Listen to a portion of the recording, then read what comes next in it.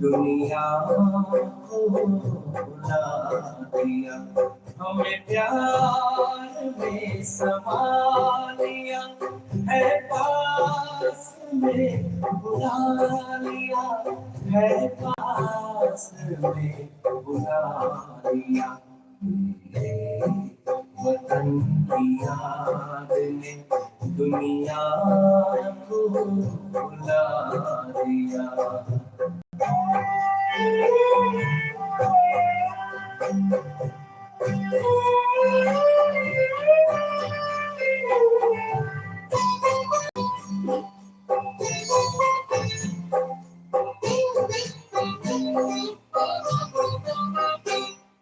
चलते हैं जब ज़मीन पर, लगता गगन में चल रहे, उमंग में है उड़ रहे, तेरे रंग में है ढल रहे, तेरे रंग में है ढल रहे।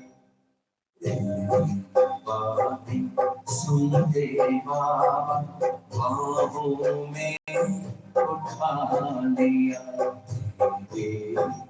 वतन की याद ने दुनिया को भुला दिया।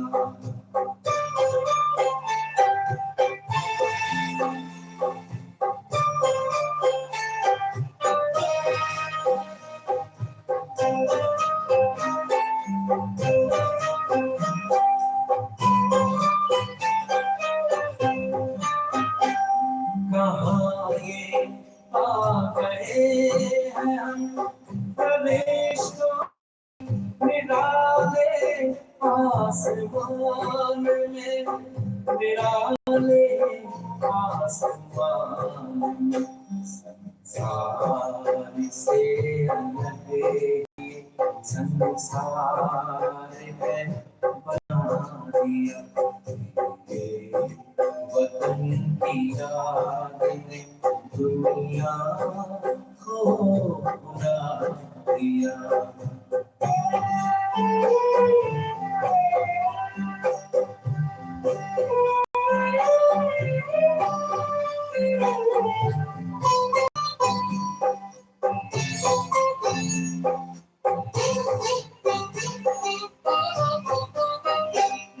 हमें तो ले लिया है अपने दिल में दिलाराम ने, हमने रख लिया तुम्हें आँखों के सामने, आँखों के सामने। जो दिखता वो छिपा लिया, छिपा है जो दिखा दिया।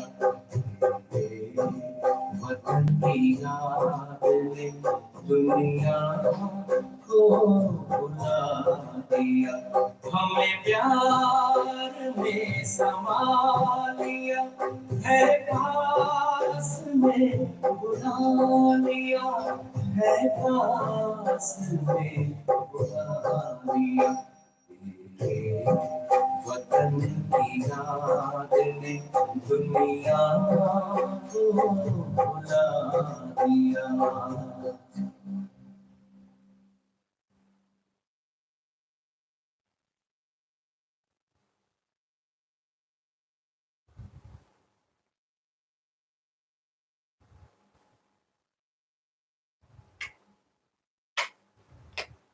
ओम शांति।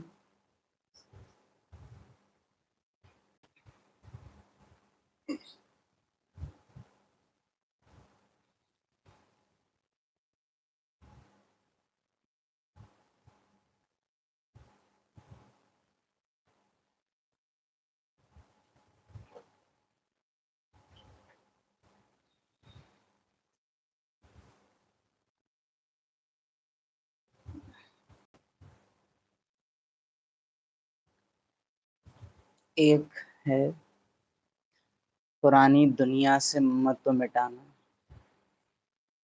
और फिर एक उसमें भी और करीब अपने लौकिक से ममत्व मिटाना,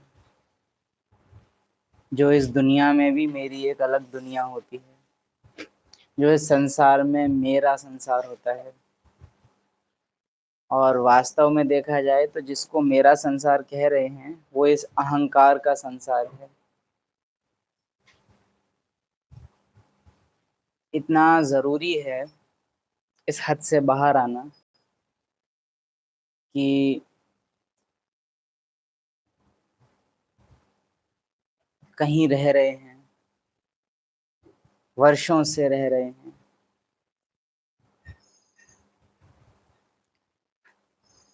ज्ञान में चलते हुए ज्ञान के हिसाब से जान गए हैं कि कहानी है, सब आत्माएं अपना अपना पार्ट बजा रही हैं, ऐसा ऐसा बुद्धि में भरा हुआ है। लेकिन जहाँ लौकिक में जाते हैं वहाँ पहले के बने बनाए संस्कार तुरंत लागू हो जाते हैं। ये मेरा बच्चा, ये मेरा मकान, ये मेरी प्रॉपर्टी, क्योंकि सालों से भरा हुआ है उस जगह में, वाइब्रेशंस ही वो भरे हुए हैं। जैसे ही जाते हो उस स्थान पे वो वाइब्रेशंस अपने प्रभाव में ले लेते हैं। इसलिए बाबा और यहाँ क्लास में भी बार बार कहते हैं कि जितनी अलौकिक में रह के अलौकिक वृत्ति जरूरी है, उससे कहीं ज्यादा लौकिक में रहते हुए अलौकिक वृत्ति जरूरी है। क्योंकि यहाँ तो ज्ञान की बातें हो रही हैं, इसलिए अलौकिक याद रहता है। लेकिन लौकिक में जहाँ दूसरे तो जाहिर सी बात है आपसे ज्ञान चर्चा नहीं करेंगे, वो तो अज्ञान चर्चा ही करने वाले हैं आपसे, और उल्टा द्वंद्व करने को तैयार हैं शायद। लेकिन वहां का वातावरण तो आप ही को बदलना होगा ना। आज की मुरली मुख्य रूप से लौकिक हदों से बाहर निकालने वाली है। आप मुए मर गई दुनिया। 16 जुलाई, बाप दादा, सूक्ष्म वतन, मीठे बच्चे, ये पुरुषोत्तम बनने का संगम युग है। इसमें कोई भी पाप कर्म नहीं करना है।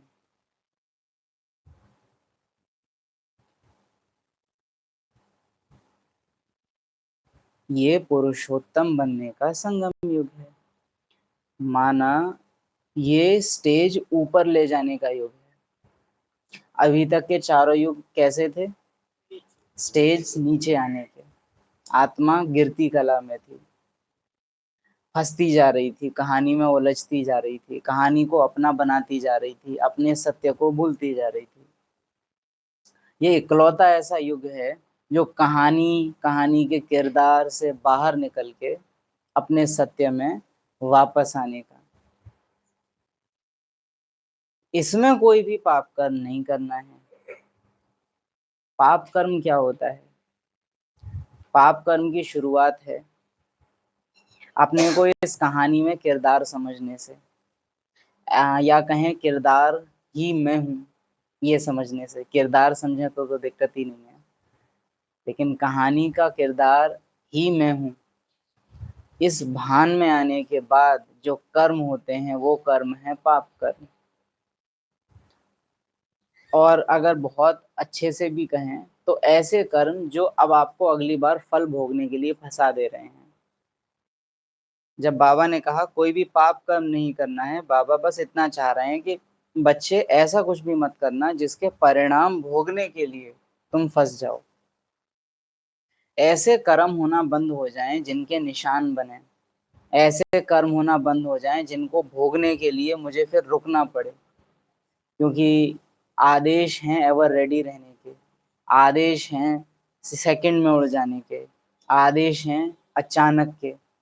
तो अचानक के खेल में आप ऐसे समझिए, मैं ट्रेन में हूँ, ट्रेन कुछ सेकंड कुछ 1 मिनट के लिए, 1 मिनट के स्टॉप होते हैं ना, 1 मिनट 2 मिनट के लिए किसी स्टेशन पे रुकी, मैं उतरा, मैंने 500 का नोट निकाल के दे दिया दुकान वाले को, सामान लिया 5 रुपए का।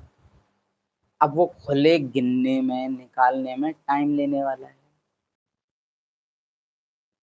और मैंने अभी ऐसा कर्म कर दिया कि ना तो मैं ट्रेन में वापस जाने का हूँ क्योंकि पैसे दे दिए हैं, सामान ले लिया है, और ना ही रुक के पैसे ले सकता हूँ क्योंकि ट्रेन जा रही है। समझा ना? ऐसी कंडीशन है, इसलिए बाबा मना कर रहे हैं कि पाप कर्म नहीं करना। पाप कर्म का मतलब गंदे काम नहीं है, बुरे काम नहीं है, अनैतिक काम नहीं है, चोरी मत करना, झूठ मत बोलना, नो। बाबा बस इतना कह रहे हैं कि कुछ भी ऐसा मत करना जो तुम्हें फंसा दे, जो तुम्हें कर्म के भोग भोगने पर मजबूर कर दे, जो तुम्हें रोके रखे, थाम ले, पकड़ ले, जकड़ ले। बस ऐसा कुछ भी मत करना, क्योंकि संगम युग है, अचानक का युग है। तो इसमें कोई भी पाप कर्म नहीं करना है। इसके लिए लौकिक जीवन का भी एग्जाम्पल लेवें तो अगर ट्रैवल कर रहे हैं तो खुले पैसे साथ में लेके चलते हैं ताकि कहीं भी अटकना ना पड़े। क्विक हो, इतने रुपए तो इतने, इतने रुपए तो इतने, या सबसे अच्छा क्या होता है, ऑनलाइन जितने का सामान ले रहे हैं इतने में वो सामान दे रहा है, इतने में तो पेमेंट हो गई। नहीं तो कैश में क्या होता है, वो सामान देगा तब हम उसको पैसे देंगे, एक टाइम में एक ही काम हो पाता है। ऑनलाइन में वो सामान दे रहा है, हम इधर से पैसे दे रहे हैं, डल गए, जितने डलने थे उतने ही डले। यहाँ पर भी ऑनलाइन रह के ट्रांजैक्शन करो तो कर्म एक्यूरेट होगा, जितनी भावना उसमें जानी चाहिए थी बस उतनी ही जाएगी, न इतनी ज्यादा चली जाएगी जो मेरी इच्छा हो कि अब ये भी मेरे लिए बदले में करे, न इतनी कम होगी जो उसके कर्जदार रह जाओ कि तुमको बदले में उसके लिए करना पड़ेगा। एक्यूरेट बैलेंस्ड कर्म होंगे अगर ऑनलाइन है तो, अपनी सत्य में जागे हुए हैं तो, पता है कि आत्मा हूँ, कहानी का किरदार निभा रही हूँ। लेकिन पता है दिक्कत क्या है, जानते हैं पीछे पीछे इतना ही कह लें कि कहानी चल रही है, किरदार है, लेकिन ये कहानी इतनी हावी है कि मुरली क्लास खत्म होगी, लौकिक में घर जाएंगे, उन्हीं कहानी के किरदारों को देखेंगे और भूल जाएंगे अगले 12-16 घंटे के लिए कि हम आत्मा हैं, कहानी में पार्ट बजा रहे हैं।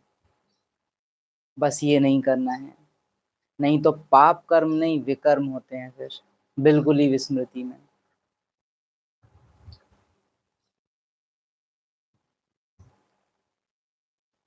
प्रश्न है, संगम पर तुम बच्चे सबसे बड़ा पुण्य कौन सा करते हो? उत्तर है स्वयं को बाप के हवाले कर देना, अर्थात संपूर्ण स्वाहा हो जाना, यह है सबसे बड़ा पुण्य। अभी तुम ममत्व मिटाते हो, बाबा के लिए अवेलेबल रहना इतनी बड़ी चीज है कि मतलब आप ऐसे समझिए कि हो सकता है आप मधुबन में ही हो सकता है आप उसी की सेवा कर रहे हो, लेकिन अगर मेरी मनसा में मैं अभी भी गोपाल हूँ, मैं अभी भी राम खिलाड़ी हूँ, मैं अभी भी भोली आत्मा हूँ, वो नाम रूप मेरे पे हावी है, तो वो जिसका कोई नाम नहीं है, जिसका रूप निराकार है, वो मेरे थ्रू कोई भी कर्म करा नहीं पाएगा। और बाबा के कर्म क्या होते हैं, कुछ ऐसा खास बाबा हवा में नहीं उड़ा देते चीजें। वही दृष्टि आप दे रहे हो, वही दृष्टि बाबा दे रहा है, लेकिन बाबा की दृष्टि सृष्टि बदल देती है, हमारी दृष्टि सृष्टि के विस्तार में घुमा देती है, क्योंकि हमारी दृष्टि सृष्टि में खोई हुई है, बाबा की दृष्टि सृष्टि से उपराम बनाने वाली है। बाबा यानी कि एक ऐसी आत्मा जो हमेशा अपने सत्य में है, जिसके लिए दूसरा कुछ है ही नहीं, जिसके लिए सत्य भी नहीं है, क्योंकि सत्य भी तब कहेंगे जब असत्य हो, दूसरा पक्ष हो, उसके अंदर दूसरा कोई पक्ष है ही नहीं। बाबा हमारे लिए क्या कहता है, तुम्हारे अंदर सुख दुख दोनों के संस्कार भरे हुए हैं, अच्छाई बुराई दोनों के संस्कार भरे हैं, इसलिए तुम दोनों पार्ट बजाते हो, मुझ में केवल ज्ञान के संस्कार भरे हैं, विच मीन्स मैं बस बना ही संगम में पार्ट बजाने के लिए हूँ, और कोई मेरा काम ही नहीं है। ऐसी आत्मा आपके थ्रू कुछ करा पाएगी जब आप भी केवल संगम के लिए बने हुए हो, केवल ज्ञान के संस्कार यूज कर रहे हो पूरे दिन, तो कर्म वही होंगे, लेकिन बस आपने जरा किसी को ऐसे से ऐसे देखा और कहाँ उसके कर्म बंधन ढीले हो गए, कहाँ उसके विकर्म विनाश हो गए, कहाँ आपके थ्रू सेवा हो गई, पता भी नहीं चलेगा। और इतना साइलेंट होता है संगम युग में बाबा, कब ये कर लेता है कि 1 सेकंड के लिए आपको गायब कर लिया, खुद आ गया। 2 सेकंड के लिए, कभी 4 मिनट के लिए, कभी 5 मिनट के लिए, कि आप नहीं थे तन में, मतलब चैनल चेंज था। जैसे दादी गुलजार के पार्ट में होता है कि दादी नहीं है, दादी के केस में तो फिर भी ये है कि बिल्कुल गायब है, लेकिन आपके केस में तो बहुत स्विफ्ट चेंज होगा, पता भी नहीं चलेगा। जैसे मानो मेरे सामने मेरा बेटा आया और 5 मिनट के लिए मुझे बिल्कुल भी ये फीलिंग ही नहीं आई कि ये मेरा बेटा है, एकदम फीलिंग ही न्यारी हो गई। उतनी देर किसने यूज किया आपको, क्योंकि खाता नहीं बना उतनी देर का, कोई याद नहीं बनी उतनी देर की बेटे के साथ, कोई कर्म नहीं हुआ उतनी देर, तो पाप पुण्य कर्म हो गया, क्योंकि आप आत्मा ने कोई कर्म नहीं किया, आप अकर्ता हो गए। याद करिए वो लाइन, संगम युग में सबसे बड़ी सेवा क्या है, बाबा मेरे पार्ट में रहे और मैं बाबा के पार्ट में रहूं। बाबा का रोल है न्यारे रहने का, वो मैं अपना लूं, मेरा रोल है पार्ट बजाने का, वो बाबा करे। बाबा है सदा विदेही, मैं हूं ज्यादातर देही, बाबा देही बन जाए, मैं विदेही बन जाऊं, वो इस शरीर में आए और शरीरी हो, सबको देखे और मैं कुछ ना देखूं, सिर्फ उसको देखूं। ये संदेश में भी बहुत सुंदर समझ में आता है। जब पहली पहली बार बाबा को दादी के तन में आना था, तो दादी ने कहा कि बाबा नीचे बच्चे वतन में इंतजार कर रहे हैं आपका, तो आप मिलने जाएंगे। तो बाबा ने कुछ उत्तर नहीं दिया, बस दादी को दृष्टि दी, और दृष्टि देते देते दादी को वतन में ही रोक लिया और खुद दादी के तन में चले गए। मीन्स नजरों से ट्रांसफर हो गया दुनियाओं का, दादी बाबा के रोल में, बाबा दादी के रोल में ट्रांसफर हो गया। वो तो बहुत एक अलग रोल है,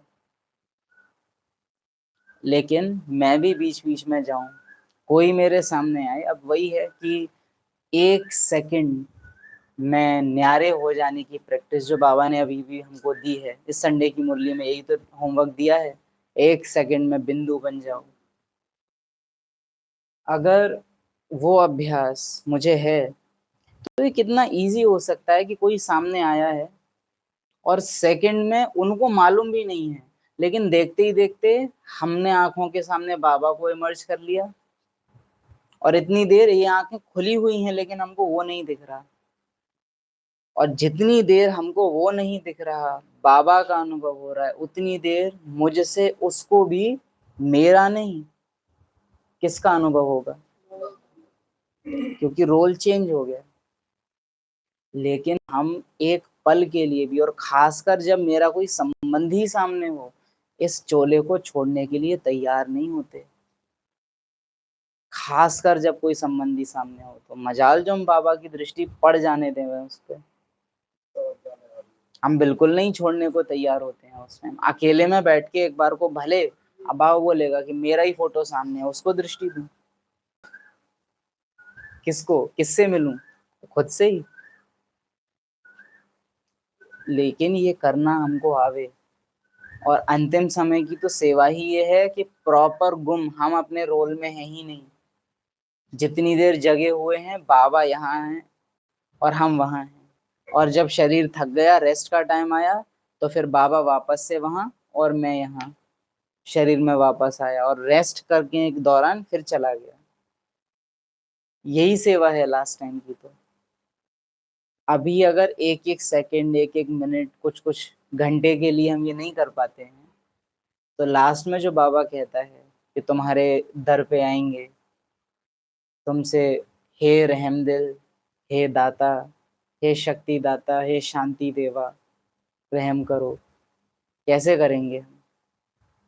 इसलिए आज ये समझना, सेकंड के लिए भी बाबा मेरे रोल में और मैं बाबा के रोल में, और इसमें आपको अपनी बुद्धि ये चलाने की जरूरत नहीं है बाबा आओ मेरा तन यूज करो, या ना ही ये बुद्धि से जज करने की कोशिश करनी है कि अच्छा इतनी देर मैं नहीं था तो अब इसे बाबा अनुभव हुआ होगा, हुआ था।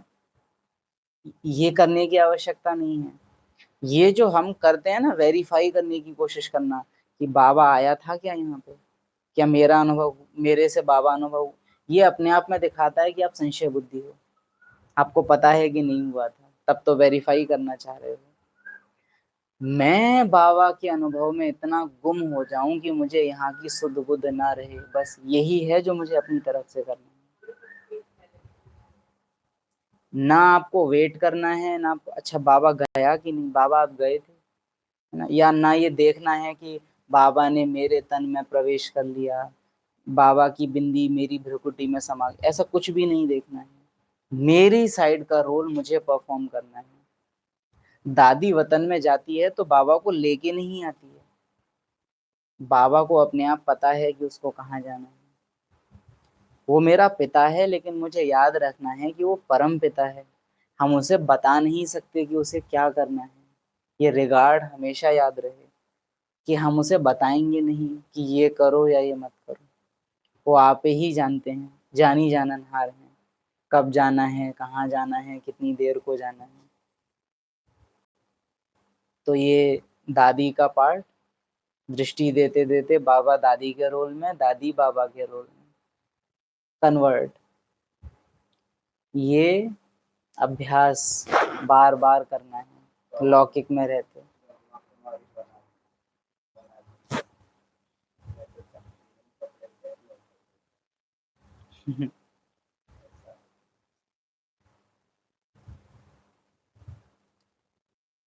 तो स्वयं को बाप के हवाले कर देना, अभी समझा, स्वयं को बाप के हवाले कर देना मीन्स अपने को एकदम खाली कर दो, उसके वतन के अनुभव में, अपने रियल स्वरूप के अनुभव में चले जाओ, अपना किरदार छोड़ दो थोड़ी देर के लिए। ये है स्वयं को बाप के हवाले कर देना।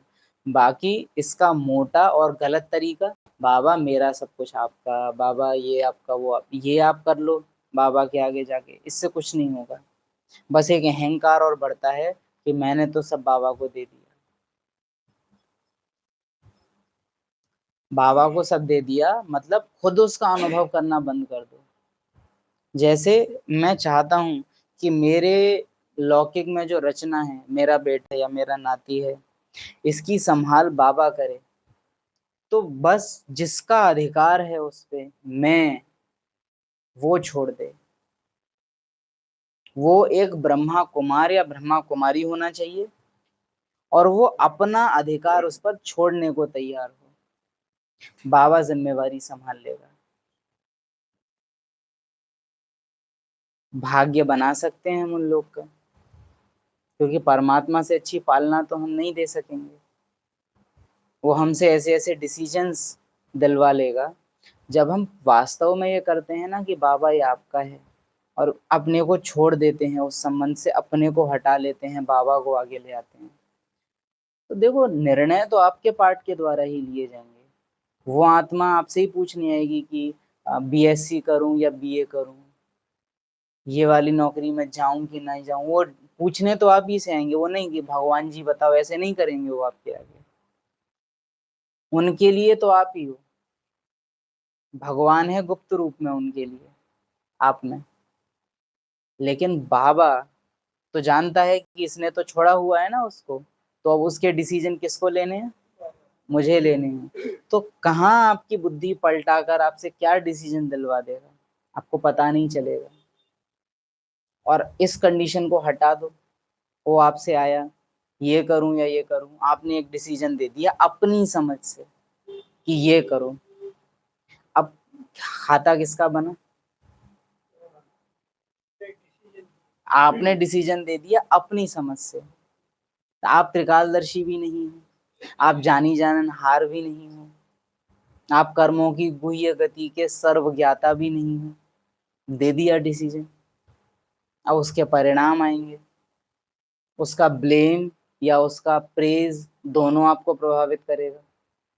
वहीं अगर पहले से ही मैंने खाली कर रखा होता, बाबा ये आपका, और वास्तव में आगे पीछे उसके लिए भोजन बनाते, उसके लिए देखते, उसके बारे में सोचते, हर समय मैंने ये पीछे रखा होता, ये आपका बच्चा है, बिल्कुल भी फील ही नहीं किया होता अपने रोल को उसके प्रति, तो बाबा जिम्मेवार हो जाता है। और त्रिकालदर्शी आपके थ्रू ऐसे निर्णय लेता जिसमें आप फिर फंसते नहीं, बनते नहीं, जैसे अर्जुन नहीं फंसा।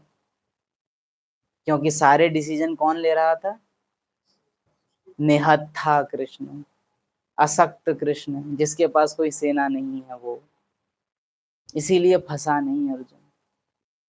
युद्ध का कलंक लगा नहीं उस पर, क्योंकि युद्ध का निर्णय ही उसका नहीं था, निर्णय ही किसी और का था।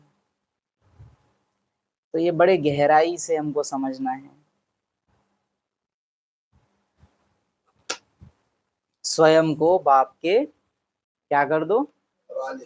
हवाले कर दो। जीवन की नैया कर दे प्रभु के हवाले। प्रॉपर अभी अर्थ समझ सकते हैं इस गीत का। जैसे वो चाहे वैसे इसको संभाले।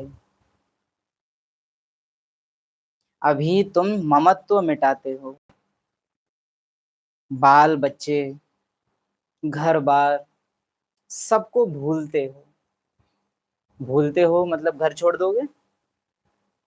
भूलते हो अर्थात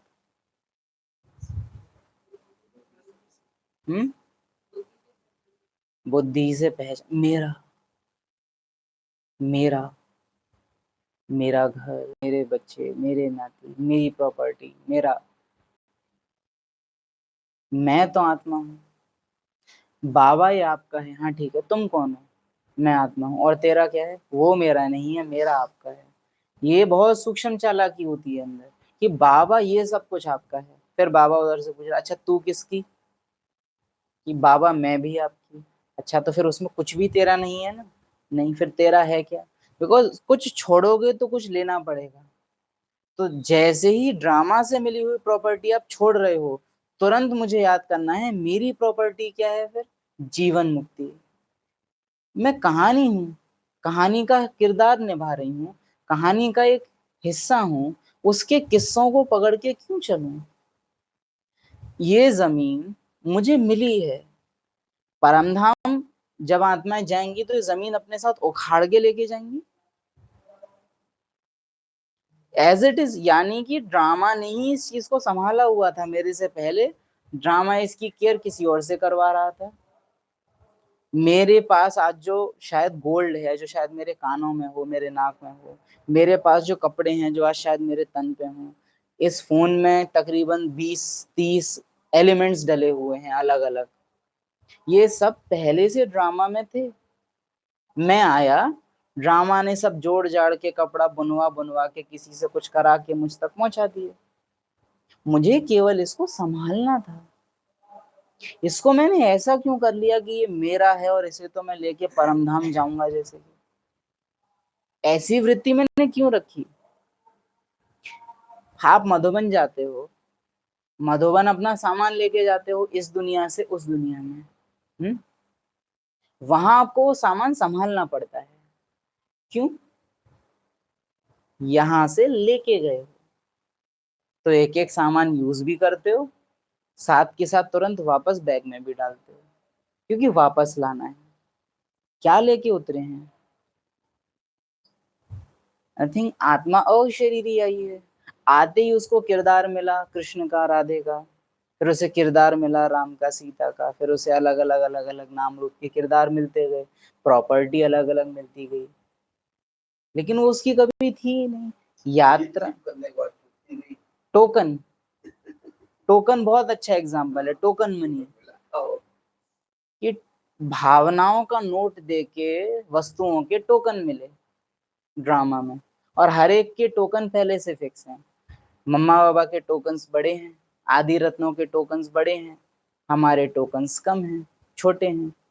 और अच्छा है, क्योंकि इतनी बड़ी प्रॉपर्टी संभालते हुए भी हमको कभी भी अंदर ये नहीं आना चाहिए कि मम्मा बाबा तो इतने बड़े राज्य के राजा होंगे और हम तो छोटे साहूकार बनेंगे, या छोटा ही मकान होगा मम्मा बाबा का तो महल नहीं। इतनी बड़ी प्रॉपर्टी ड्रामा ने उनको इसलिए नहीं दी है क्योंकि वो अमीर हैं, इसीलिए दी है क्योंकि इतनी बड़ी प्रॉपर्टी होने के बावजूद उनको देहभान नहीं आएगा। अगर सतयुग में ही आप ये कर दो ना, कि जो सबसे पहली जो लाइन है वो 9 लाख की है, राइट, तो 9 लाखवीं आत्मा को आप नारायण की प्रॉपर्टी दे दोगे, उसे सतयुग में ही देहभान आने लग जाएगा, क्योंकि वो आत्मा उतनी कैपेबल नहीं है कि पूरी सृष्टि की सत्ता संभाल ले और उससे न्यारी रहे। इतनी समर्थ आत्मा कौन है? ब्रह्मा आत्मा। क्योंकि भगवान उसके तन में आया था और उसने पूरे जीवन कभी ये संकल्प नहीं किया कि मेरा तन भगवान यूज करता है। ये गजब का न्यारापन था। इसलिए ड्रामा उसको सबसे बड़ा वाला टोकन देता है, खुद को ही दे देता है उसको, कि तुम जैसे चलोगे वैसे ही मैं चलूंगा, तुम्हारी गति ही मेरी गति होगी। बड़े से बड़ा टोकन ड्रामा उसको दे देता है, क्योंकि डायरेक्टर उसमें आया, उसके थ्रू डायरेक्शंस दिए, लेकिन उसको भान नहीं आया कभी कि अरे तुम मेरी गुड़िया में आए हो। गुड़िया है, उसे पता है मेरा भाग्य कि तुमने मेरी गुड़िया यूज करी, जो गुड़िया मेरे नाम पर रजिस्टर्ड थी। हम कर नहीं पाएंगे। इसीलिए 9 लाखवीं आत्मा 9 लाखवीं है और पहली आत्मा पहली है। न्यारे बनो, टोकन मनी की तरह से यूज करो सब कुछ। और जब कहते हैं ना बार बार कि कहानी में पीछे जाओ, तो कहानी में पीछे जाना बस यही करता है कि आपको ये एहसास दिलाता है कि ये खेत जो आज मेरे पास है, ये मकान जो आज मेरे पास है, 100 गज 200 गज 300 गज, मेरे से पहले ये किसी और का था, उससे टोकन पास होके मेरे पास आया, फिर मेरे से अब ये बाबा के पास चला गया है, अब ये वापस ड्रामा में चला जाएगा, फिर अगले 5,000 साल बाद ये टोकन फिर से मेरे पास आएगा।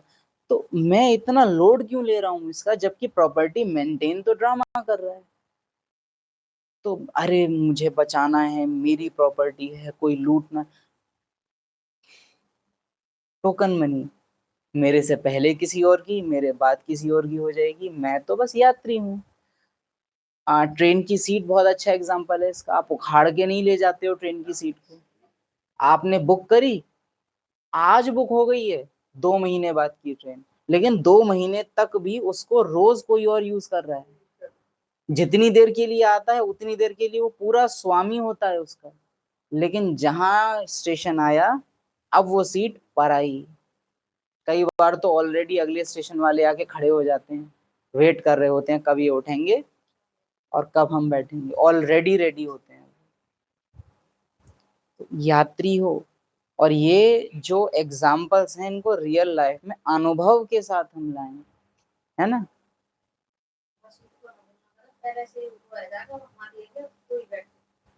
ऑलरेडी देखो ना कितना इजी हम तैयार होते हैं, बैग वैग लेके स्टेशन आए तो ये नहीं करते हम, जैसे बाबा के साथ हम क्या कर रहे हैं, अभी तो 10 साल है ना बाबा तो कर लेंगे। वहां तो आधा घंटा पहले ही एकदम रेडी, सब समेट समाट के कि स्टेशन आएगा और ट्रेन छोड़नी है, और 10 मिनट पहले तो एकदम गेट पे जाके खड़े हो जाएंगे।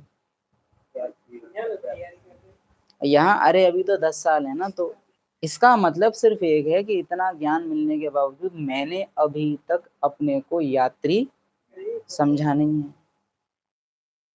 समझा होता तो जो ट्रेन में मेरी एक्टिविटी होती है वही इस पार्ट में होती है कि रेडी हो रहे होते, लगेज सब इकट्ठा कर रहे होते। अभी ज्ञान को रावण ही सुन रहा है।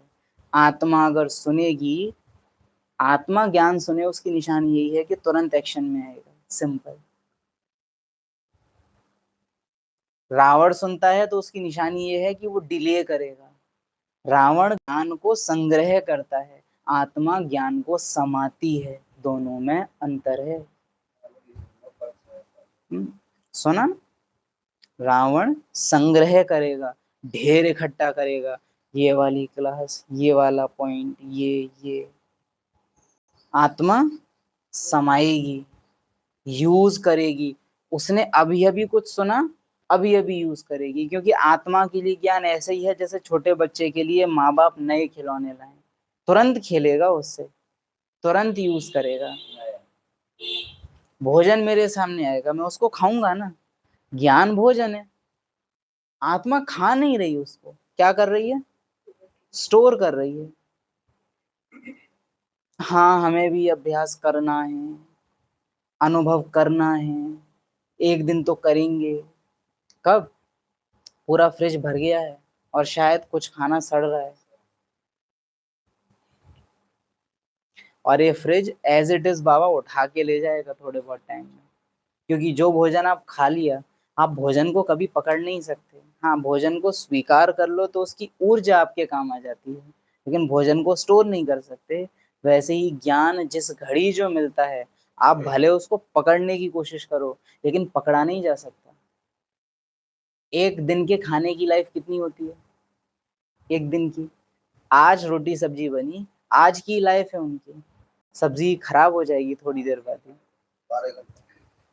ज्ञान का भी सेम है, आज की मुरली में जो सुना, आज अगर यूज नहीं किया, कल वो काम नहीं आना है आपके।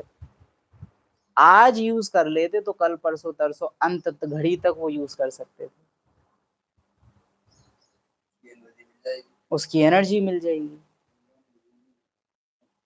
तो अभी तुम ममत्व मिटाते हो, नहीं मिटाते हो, मिटाओ। बाल बच्चे घर बार सबको भूलते हो, यही तुम्हारा व्रत है। आप मुए, मर गई दुनिया। अभी तुम विकारी बंधनों से मुक्त होते हो। सबसे पहले तो ये रियलाइजेशन चाहिए कि ये विकारी हैं और ये बंधन है, तब तो मुक्त हो गए। हम आत्माएं बाबा के सामने उतना ही आजाद होने के लिए तैयार हैं कि मैं नाई की दुकान पे जाऊं हेलमेट पहन के और उससे कहूं, बाल क्यों नहीं काट रहे। बाबा मैं तो तैयार हूँ, बाल काटो ना, बाल काटो ना। बाबा वेट कर रहा है कि हेलमेट उतारे तब तो मैं बाल काटूं। तो यही हम रोज में, बाबा कब बुलाओगे, बाबा उठा लो ना। अरे उठने को तैयार तो हो।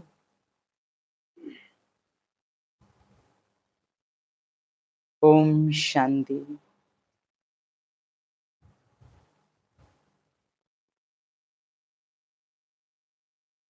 पहले तुम आसुरी परिवार के थे, अब तुम ईश्वरीय परिवार के बने हो।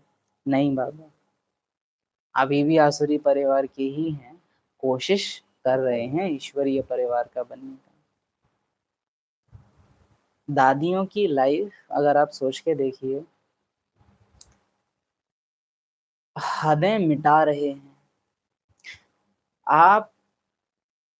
किसी दूसरे के किसी दूसरे देश में जाओ जहाँ जातिवाद नहीं है, जहाँ दूसरे धर्म नहीं है, वहां आप पाएंगे कि जो आपकी पहचानें यहाँ बनी हुई है ना, जाति की, काले गोरे की, जैसे आप अगर अमेरिका जाओ तो वहां के लोग जबरदस्ती बीचेस पे जाके, यानी समुद्र के किनारों पे जाके लेटते हैं अपनी खाल काली होने के लिए।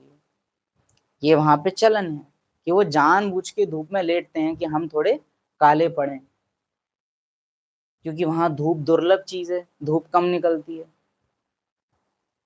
यहाँ ये काले घोरे का भेद आप सोचिए, भारत में सुंदर किसको मानते हैं हम? जो गोरा हो। और भारत नेचुरली देश ही कैसा है जहां आपको गोरा रंग देखने को नहीं मिल सकता, क्योंकि देश ही गर्म है। अफ्रीका में लोग काले क्यों होते हैं? क्योंकि धूप ज्यादा पड़ती है। अगर गोरी चमड़ी होगी तो ज्यादा जलेगी, इसलिए प्रकृति खाल को काला कर देती है, क्योंकि काला रंग कम एब्जॉर्ब करेगा धूप को, गोरा रंग ज्यादा कर लेगा। इसलिए नेचुरल स्किन ही ऐसी हो जाती है। हाँ, इसीलिए वहां पर लोग ज्यादा काले हैं। भारत में दोनों सीजन स्विच होते हैं, इसीलिए यहाँ गेरुआ रंग होता है, भूरा रंग ज्यादा होता है। और यहाँ पर हम लोग को कौन सा गोरा लगता है? जो ज्यादा सुंदर कौन लगता है? जो गोरा हो गए। वो तो कहने की बात है। क्यों? अंग्रेज आए, अंग्रेज लोग होते थे गोरे, उनके पास हमने देखी शक्ति, तो उनसे ये चीज सीख ली कि जो गोरा वो ज्यादा सुंदर। तो कई पहचान है, और हम आज भी कहते हैं कि ये पहचान आज भी अंदर जिंदा हो सकती है कि किसी की नई बहू को देखें और अगर वो काली है तो हमारे अंदर फीलिंग बिगड़ जाए। कोई एक कन्या या कोई एक बालक सामने से आ रहा हो जो एकदम काला हो, और उसको देख के हमारे अंदर कैसी फीलिंग आए।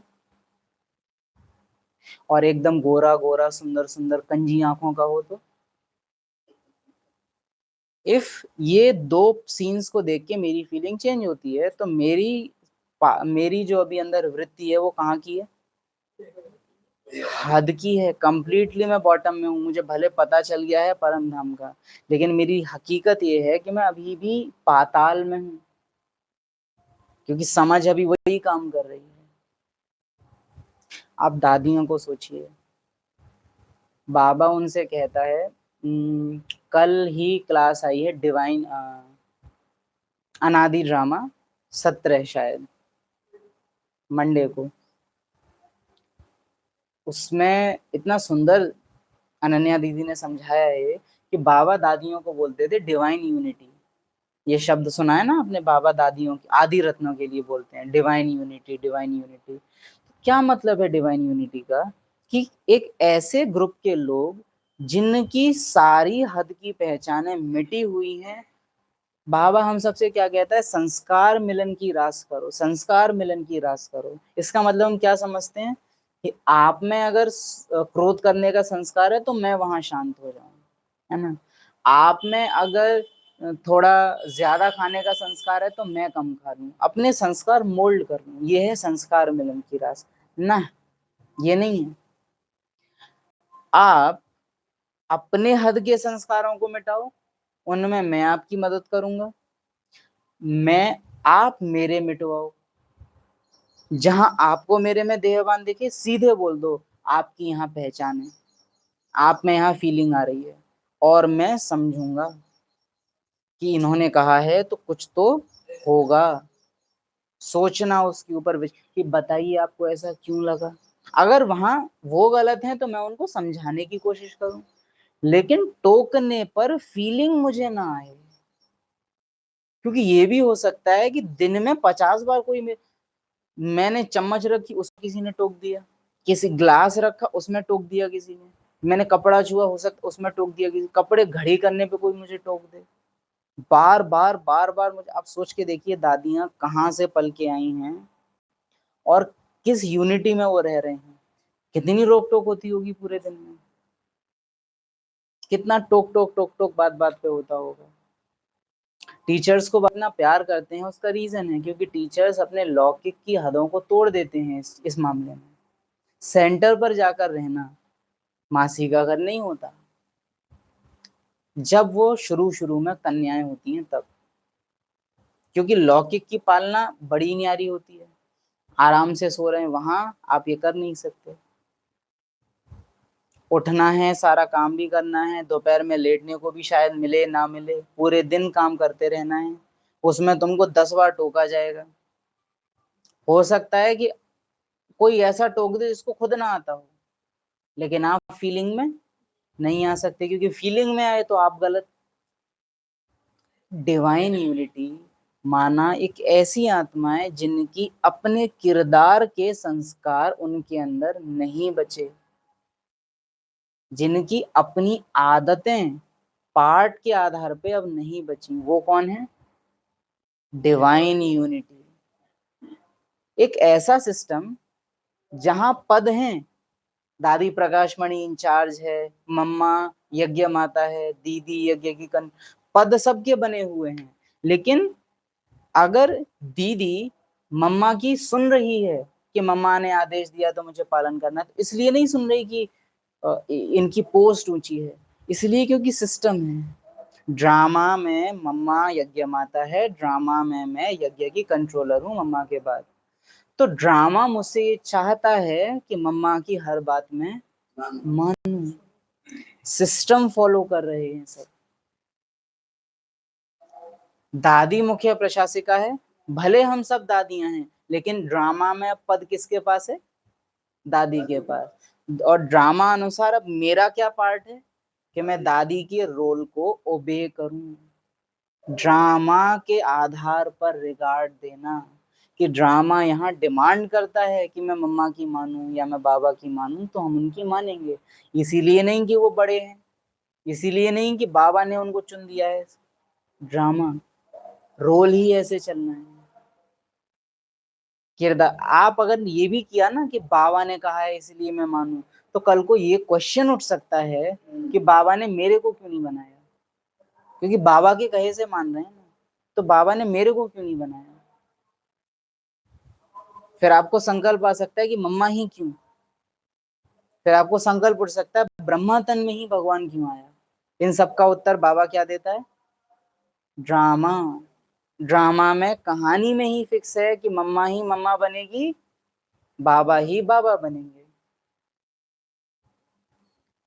तो समझना है, ड्रामा का रिगार्ड डिवाइन यूनिटी को बनाएगा, और ड्रामा का रिगार्ड नहीं रखेंगे तो डिवाइन यूनिटी टूटेगी।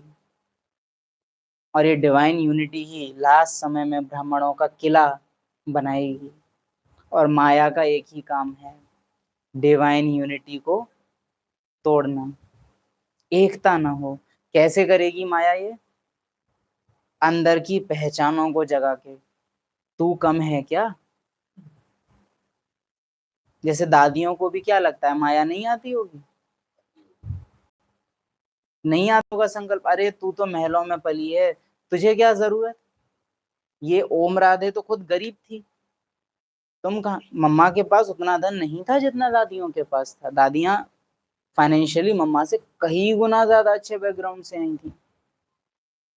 मम्मा तो वहां की थी भी नहीं, पंजाब में जन्म हुआ, बॉम्बे की थी, रह रही थी कराची में, और वो सब तो थे ही वहां के।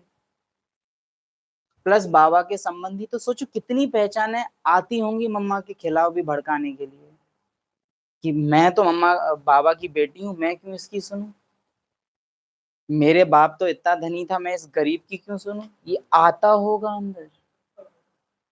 लेकिन डिवाइन यूनिटी कैसे बनी? हमारे को भी आएगा। अरे लौकिक में हम में क्या कमी थी जो हम इनकी सुने? आ जाता है। लेकिन वो संकल्प आए और उसको मैं अपना ना कह दूं। कौन सा लौकिक? बीत गया, क्या मैं मरी नहीं हूं? जो माया मुझे तुम याद दिला रही हो, जिस दुनिया की तुम याद, हे मन, जिस दुनिया को तुम याद कर रहे हो ना कि वहां तो तू ऐसी थी, यहाँ ये करने क्यों कर रही, वो दुनिया से तो मैं मर गई। संतोष दीदी का हमको याद आता है, मर गए माना मर गए। बहुत रिच फैमिली की थी, लेकिन सेंटर पर 1 साल रही एक जोड़ी ड्रेस में, सर्दी गर्मी बारिश एक जोड़ी, और वो गर्मी के कपड़े थे, मोजे नहीं है, दिल्ली की ठंड है, बड़ी चीज है। और क्या लाइन दीदी पूरी साल याद कर रही हैं, मर गए माना मर गए। वो क्लिप काट के डालेंगे आज, मर गए माना मर गए। इतने सुंदर भान से आज अभी भी आंखों के सामने दीदी का वो आता है, मर गए माना मर गए। ना मैं डायरेक्टर हूँ, ना मैं टीचर हूँ, ना मैं लड़की हूँ, मैं आत्मा हूँ। बहुत स्वीटली दीदी बोलती हैं, मैं आत्मा हूँ। वो हद की पहचाने मिटा देना, और वहां रह के ही मिटेंगी। सेंटर यहाँ वो पहचाने है ही नहीं, मिटाओगे तलवार हवा में चलाओगे यहाँ, क्योंकि यहाँ वो पहचान जागेगी ही नहीं। और जागेगी कहाँ, जहाँ जगाने वाले हैं। बेटा सामने होगा तब तो माँ की पहचान जागेगी। और दादियों के लिए तो खतरनाक था, सेंटर में ही बेटी है, सेंटर में ही माँ है। कोई कोई तो पूरा परिवार ही यज्ञ में है। अब या तो यज्ञ को परिवार माने या परिवार को यज्ञ माने, क्या करें। तो हदें मिटा दी, परिवार के परिवार आए, लेकिन वो छोटा परिवार बड़े परिवार में मिक्स हो गया। परिवार के अंदर परिवार बनाया होता तो टूट के अलग हो जाते, जो हो गए थे, क्योंकि हदें नहीं मिटा पाए, लौकिक पहचाने हावी हुई। पहले तुम आसुरी परिवार के थे, अब तुम ईश्वरीय परिवार, डिवाइन यूनिटी। जीते जी ईश्वर ने आकर तुमको गोद लिया है। अब प्रभु की शरण में तब पड़े जबकि वह आए, अपनी ताकत दिखाए, जलवा दिखाए। वही सर्वशक्तिमान है ना, बरोबर उनमें कशिश भी है ना। सब कुछ छुड़ा देते हैं, इतनी कशिश है तब तो सब कुछ छुड़ा देते हैं। बरोबर जो बाप के बच्चे और बच्चियां बनते हैं, वह आसुरी संप्रदाय के संबंध से तंग हो जाते हैं। बहुत जरूरी बात, जो बाप के बच्चे और बच्चियां बनते हैं, वह आसुरी संप्रदाय के संबंध से तंग हो जाते हैं। कहते हैं बाबा कब ये संबंध छूटेंगे। साथ में पढ़ो, जो बाबा के बच्चे और बच्चियां बनते हैं, वह आसुरी संप्रदाय के संबंध से तंग हो जाते हैं। कहते हैं बाबा कब ये संबंध छूटेंगे। कहते हैं।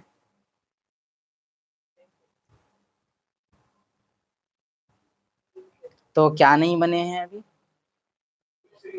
बाप के बच्चे बच्चियां, मीठे बच्चे अभी बने नहीं हैं। जो बन जाएगा, समझो जानकी मग गई, आप मुए मर गई दुनिया।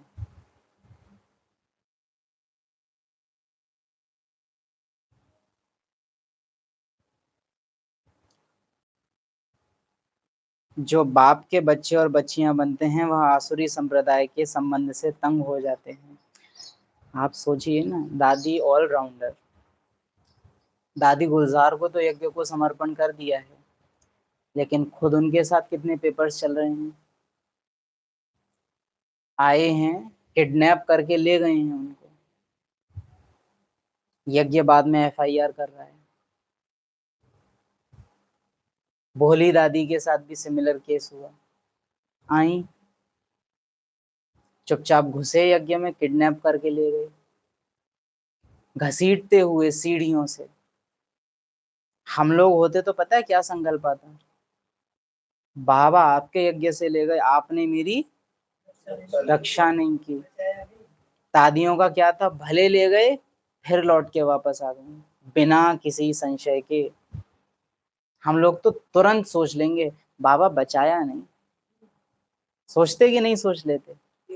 आपके यज्ञ से ले गए, आपके, चलो रास्ते में से ले जाते तो एक बार को समझ, आपकी बिल्डिंग में रह रहे थे, यहाँ से, और किसी ने नहीं बचाया। काहे का पर, छोड़ो।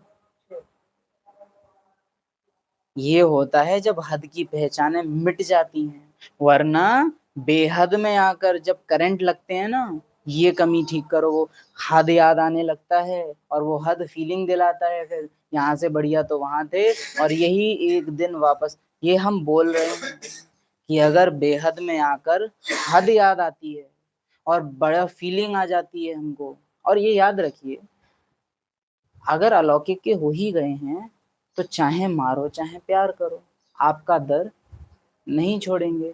फिर आप हो ही नहीं सकते किनारे, क्योंकि दूसरा कोई पलड़ा है ही नहीं।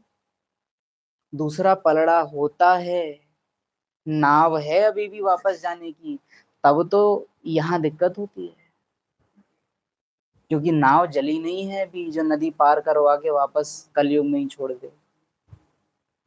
और बात ये राइट है कि ईश्वरीय परिवार में ही टूटेंगे संस्कार तो।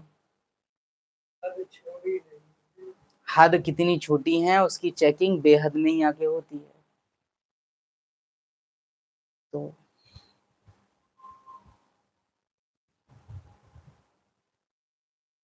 जो बाप के बच्चे बच्चियां बनते हैं वह आसुरी संप्रदाय के संबंध से हम एंजॉय करते हैं, ईमानदारी से कह रहे हैं, हम लौकिक को आज भी भोगते हैं। वो तो ये कह लो कि वो हमारे आज्ञाकारी नहीं है, बात नहीं मानते, सुनते नहीं है हमारी, तो थोड़ा आ जाता है कि देहधारी तो दुख देंगे, वरना अगर वो भी आज्ञाकारी हो जाए ना, थोड़े से थोड़ी बात मानने लग जाए, तो कहाँ कौन सा ब्राह्मण परिवार, आप जिए जी गई दुनिया, फिर कन्वर्ट हो जाता है सब। निश्चय माना पता है क्या है मेरा? 2 साल का बच्चा मेरी गोद में हो और बाबा कहे आज से 10 साल बाद, ये बात कंट्रोवर्शियल है, कईयों के दिल नहीं मानेंगे, लेकिन हम निश्चय कैसा दिखता है वो बता रहे हैं। हम अविनाशी आत्माएं हैं, ठीक है, सब आत्माएं हैं, हाँ या ना? सब अपना अपना पार्ट बजा रहे हैं, ये सब संबंध गुड्डे गुड़िया के खेल हैं, ठीक है। अब थोड़ा कहेंगे तो सही समझ में आएगा। बाबा कहे तेरी गोद में जो तेरी रचना है ये 10 साल बाद चाकू लेके तेरे अंदर, और वो गोद में मेरे यूं कर रहा है, क्या मुझे बाबा की बात पे निश्चय बैठेगा? दादियों को बैठ गया। बस बात इतनी है जो उनके और हमारे बीच में अंतर है, कि हम जब तक प्रूफ नहीं देख लेते तब तक हमें मजा नहीं आता है। दादियों की कोई प्रूफ नहीं चाहिए था।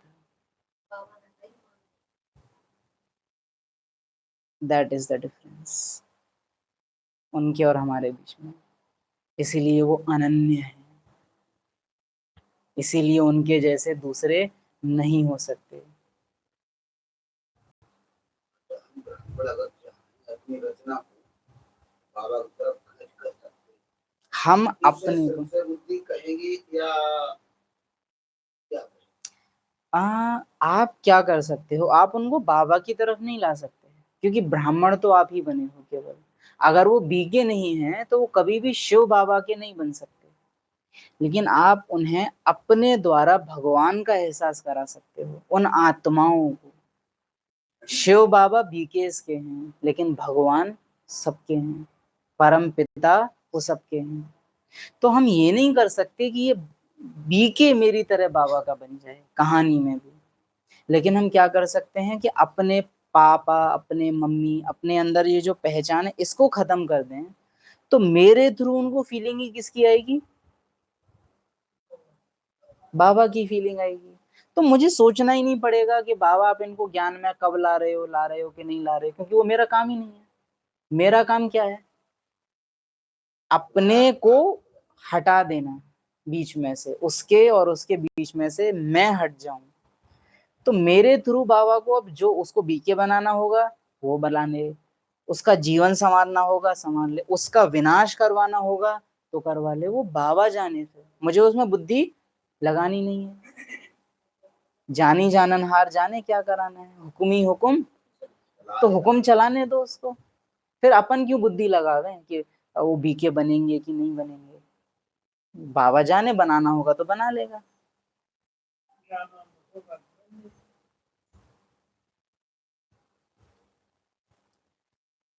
इस समय तुम जानते हो, यह पुराना संबंध भुलाना पड़ता है, यहाँ ये पुराना संबंध भुलाना पड़ता है। आत्मा जब देह से अलग हो जाती है तो बंधन खलास हो जाते हैं। इस समय तुम जानते हो सबके लिए मौत है, और ये जो बंधन है ये सब विकारी हैं। अब बाबा कहे कि चलो तुम विकारियों को संभाल लेते, कोई दिक्कत नहीं थी, बात यह है कि वे मरने वाले हैं, तो संभालना भी तुम्हारा पूरी तरह से वश व्यर्थ जाएगा, तुम्हारे बच्चे तुम्हारे वारिस नहीं बनेंगे।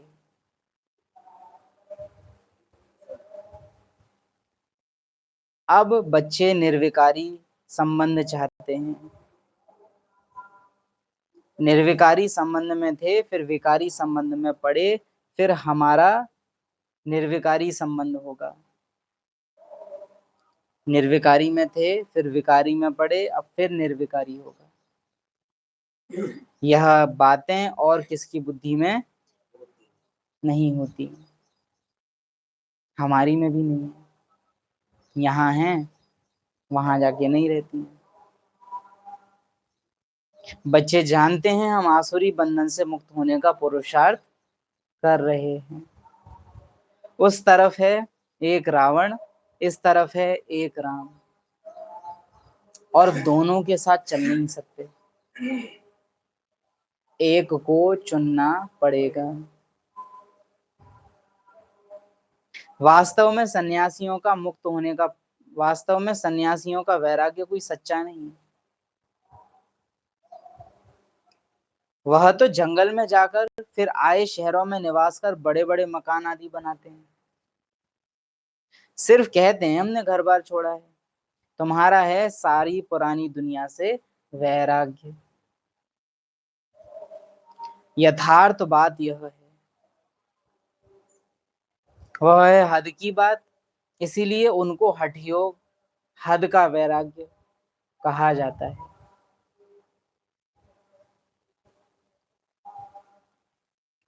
इसलिए कई आत्माओं को देखते हैं तो वंडर लगता है, जैसे विदेश में ये चीज फिर भी हो जाती है कि विदेश में माता पिता पता है क्या करते हैं कि अगर उनकी खुद की औलाद अच्छी नहीं है ना, तो कजिन्स को या किसी दूसरे को जो उनकी सेवा करते हैं, जो वास्तव में योग्य होते हैं, वो अपनी सारी प्रॉपर्टी गुपचुप उनके नाम कर जाते हैं।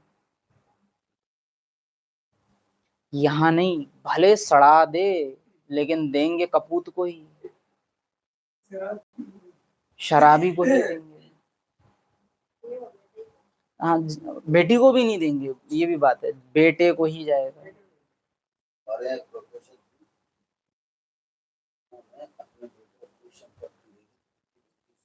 सेवा करता था,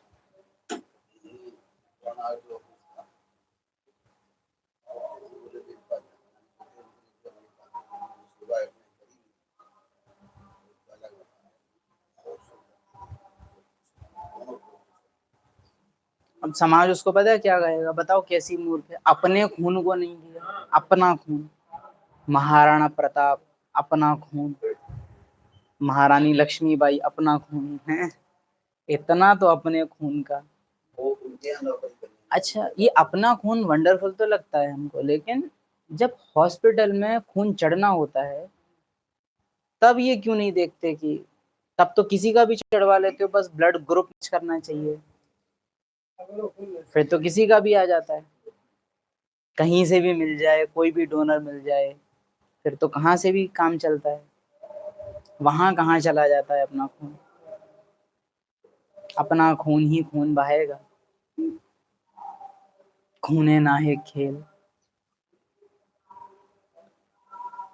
वास्तव में सन्यासियों का सच्चा नहीं है, तुम्हारा है सारी पुरानी दुनिया से वैराग्य। यथार्थ बात यह है, वह है हद की बात। अपना खून कुछ नहीं करेगा। बात ये नहीं है, सी ये लाइंस बोल के बिल्कुल भी आपकी लौकिक संतानों के लिए नफरत नहीं ला रहे हैं, उल्टा बचा रहे हैं। अगर आप उन्हें अपना समझते रहे तो ड्रामा मजबूर कर देगा उनको कि वो खोपे चाकू। लेकिन अगर भगवान का समझ लिया तो ड्रामा के पास फिर कोई कारण ही नहीं है कि उनका पार्ट आपके लिए बदले, क्योंकि आप पहले ही बदल गए।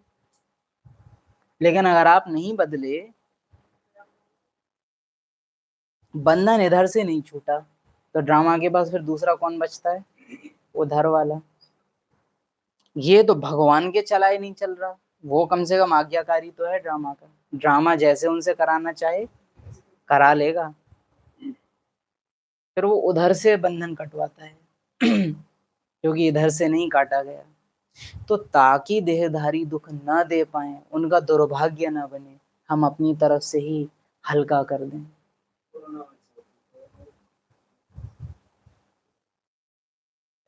तुम बच्चे जानते हो, पता है कोविड के टाइम में लीगल कामकाज बंद था, तो उस टाइम में सेवा चलती थी, ई रजिस्ट्रेशन करके कुछ तो नाम था, कि बेड पे पेशेंट शरीर छोड़ने वाला है, तो उस टाइम में थोड़े टाइम के लिए चीज लागू थी कि किसी ने शरीर छोड़ते हुए सिर्फ ये स्टेटमेंट भी दे दिया कि हाँ ये प्रॉपर्टी गोज टू इसके नाम, तो उसको मान लिया जाएगा।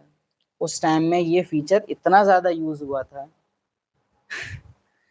क्योंकि पास जा नहीं सकते, अंगूठा सिग्नेचर वगैरह वो भी उस टाइम पे ले लिए गए थे खूब जबरदस्ती की। अब पता नहीं है इनको कोविड हो गया है, तो पहले से ही सब एफिडेविट वगैरह सब तैयार इसमें लगे होते थे क्योंकि अब पता नहीं है, कोई भरोसा नहीं है, तो करवा लो transfer, will lay low, video बना लो।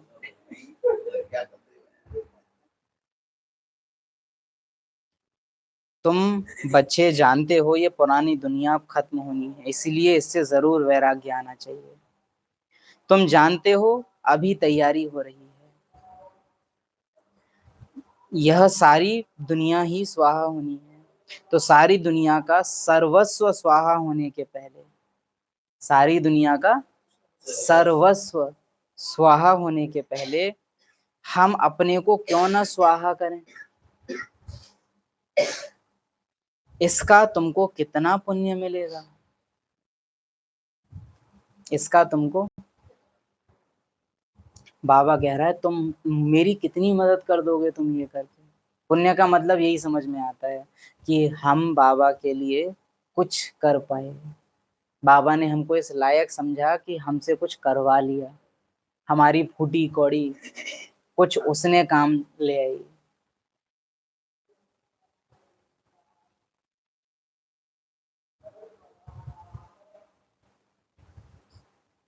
तुम्हारा तो बड़ा भारी व्रत है, तुम भल बाल बच्चे घर बार आदि सब हैं, तुम्हारे बाल बच्चे घर बार आदि सब हैं, परंतु दिल से ममत्व मिट गया है। आप मुए, मर गई दुनिया। तुम जानते हो यह सब खत्म हो जाएंगे। अगर आज की क्लास के बाद भी हम अपने बंधन खत्म नहीं करते हैं, तो इस सीन को कैसे समझा जाएगा कि जैसे बाबा ने क्या बोला, तुम्हारे भल बाल बच्चे घर बार आदि सब हैं, परंतु दिल से ममत्व मिट गया। तो बाबा ने घर छोड़ने को तो बोला नहीं इसमें, सब हैं और आगे भी मेंटेन रहेंगे जब तक ड्रामा करवाए, लेकिन दिल का ममत्व मतलब मैं इनका बाप हूँ, मैं इनकी माँ हूँ, मैं इनका भाई हूँ, मैं इनका पति, ये तुमने हटा लिए हैं। ये बाबा के बच्चे हैं, आत्माएं हैं, ये ले आए हो। अगर ये हम नहीं कर पाते हैं कि ऐसे कर लेंगे, हमको ये उत्तर मिले हैं कि भाई जी अगर ऐसे ही समझ लेंगे कि ये बाबा के हैं, तो फिर हम इनके साथ रह नहीं पाएंगे, मोह ही नहीं रहेगा। तो इसका अर्थ क्या है कि मैंने कुत्ते पाले हुए हैं जिनके गले में अगर चेन नहीं डालूंगी तो कुत्ते भाग जाएंगे। सुनने में बुरा लग रहा होगा ये, लेकिन इसका अर्थ यही है कि बिना पहचानों के हम रह नहीं पा रहे हैं। जंजीर चाहिए। जब तक तुम उससे मम्मी ना कहे, मैं तुझसे बेटा ना कहूं, संबंध थोड़े ना। पूरा वो चाहिए हमको कि हम एक दूसरे को प्रॉपर खेल पाल करें, तब तक होगा थोड़े ना।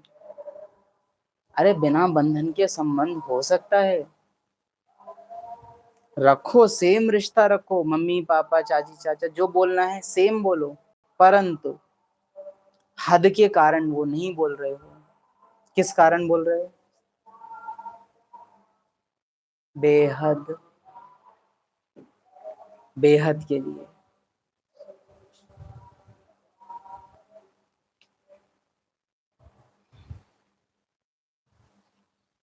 तुम्हारा तो बड़ा भारी व्रत है। आप मुए, मर गई दुनिया। तुम जानते हो ये सब खत्म हो जाएंगे। आजकल तो समय का भी कोई भरोसा नहीं है। अकाले मृत्यु हो जाती है, अथवा किसकी दुश्मनी हुई तो उड़ा देते हैं। ये वंडरफुल लगता है बाबा को, उड़ा देते हैं।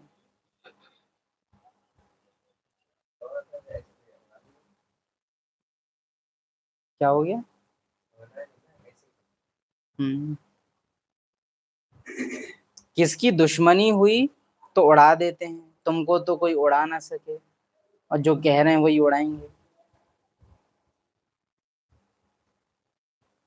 देखो जगदम्बा की कितनी पूजा है। हाँ बाबा देखते हैं, आपने ही आरती करवाई है।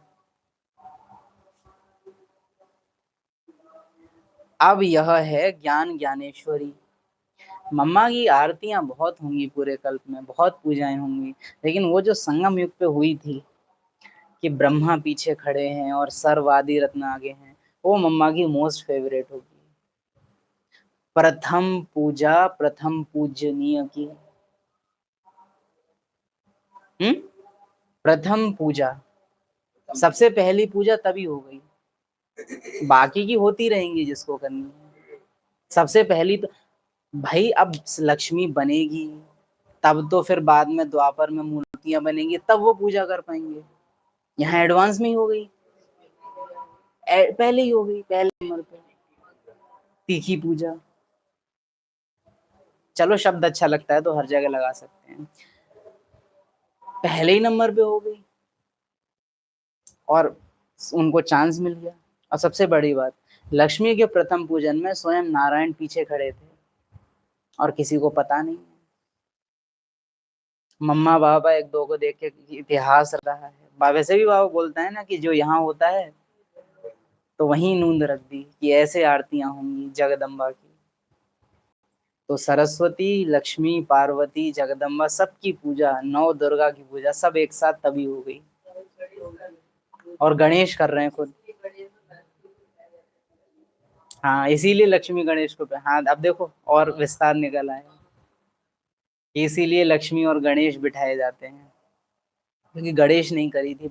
जगदीश भाई से तो पूछ रहे थे, आरती याद है तुमको? बाबा आप ही ने कहा था भूल जाओ, कि मैं तो ऐसे ही कहता रहता हूँ। और फिर खुद पीछे खड़े हो गए। हो रही है पूरी आरती प्रॉपर। सो वंडरफुल संगम योग। हाँ पहले मैं ही करूंगा।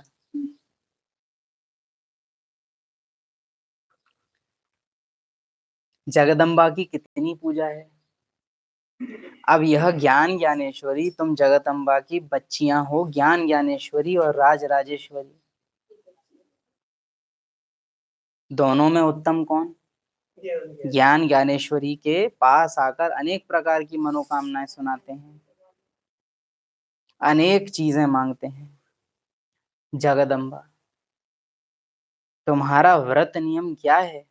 बाबा ने आकर पक्का व्रत रखवाया है। सब कुछ खाओ पर आत्मा कुछ ना खाए। सब पहनो लेकिन आत्मा कुछ ना पहने। सब जगह जाओ पर आत्मा कहीं ना जाए। अभोक्ता, असोचता, अकर्ता, सब कुछ सोचते हुए, सब कुछ करते हुए, सब कुछ भोगते हुए। ये है हमारा व्रत।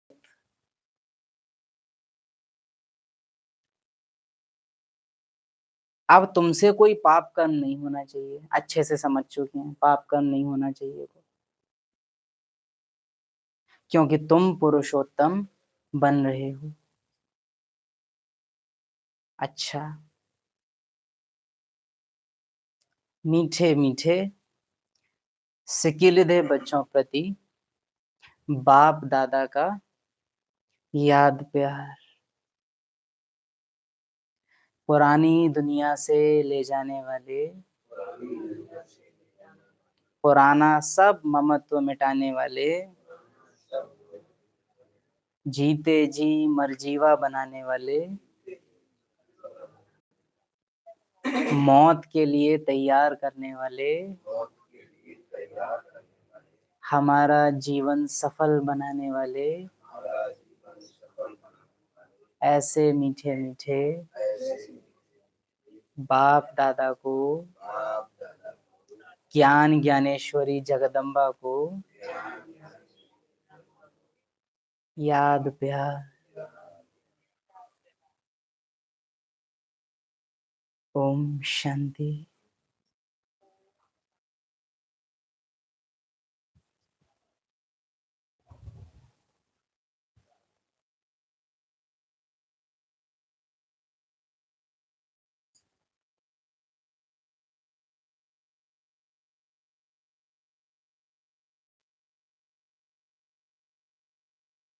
घर बार आदि सब होते, दिल से ममत्व सब होते, सब होते,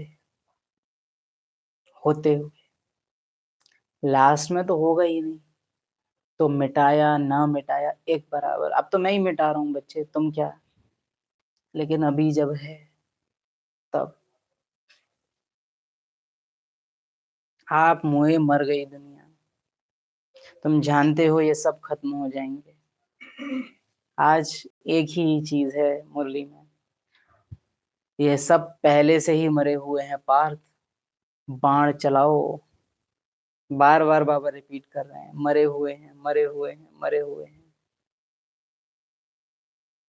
इस समय तुम जानते हो सबके लिए मौत है, और यह जो बंधन है ये सब हैं विकारी। ये दुनिया विकारी है, इस दुनिया से क्या लेना। वरदान।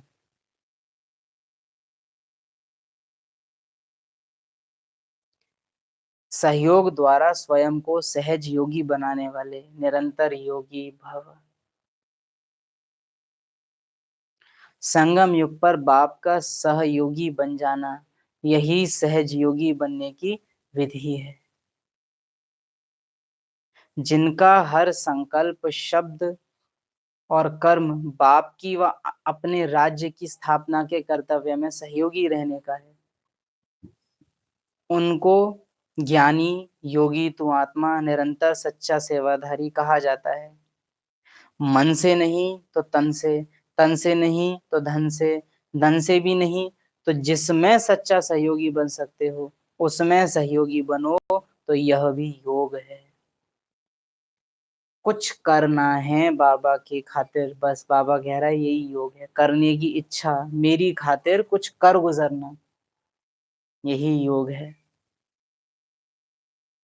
जब हो ही बाप के तो बाप और आप तीसरा न, तीसरा कोई ना। इससे निरंतर योगी बन जाएंगे। स्लोगन। संगम पर सहन करना अर्थात मरना ही स्वर्ग का राज्य लेना है। इसका अर्थ जो बता पाए।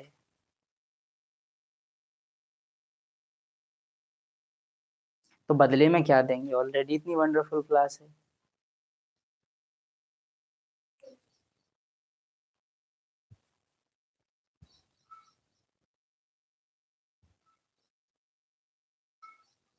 इसका अर्थ क्या? क्योंकि सहज नहीं है ये, जितना सीधा दिखता है उतना सीधा नहीं है। संगम पर सहन करना अर्थात मरना, मतलब सहन करने में मर रहे हैं। संगम पर सहन करना अर्थात मरना ही स्वर्ग का राज्य लेना है। वही अर्थ, और आज की मुरली में इसकी समझ मिली है, लेकिन बस जोड़ना है।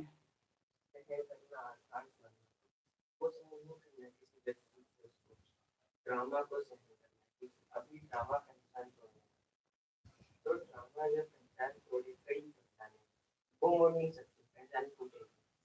तो जो पहचान के टूटने को सहन करना है। यस, पहले तो ये नोटिस करना कि पहचान मुड़ नहीं सकती, वो टूटेंगी, क्योंकि वो रिजिड, ईगो रिजिड होता है, सूखी लकड़ी, मुड़ेगी नहीं, टूटेगी।